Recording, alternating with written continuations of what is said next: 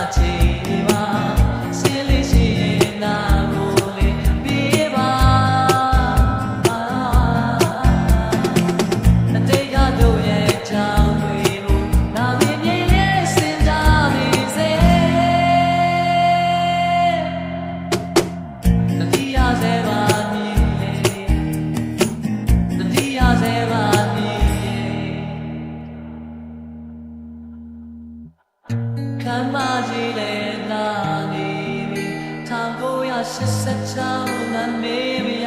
တဲ့တွေးလိုက်တိုင်းမှာငါအရှင်လို့ပဲ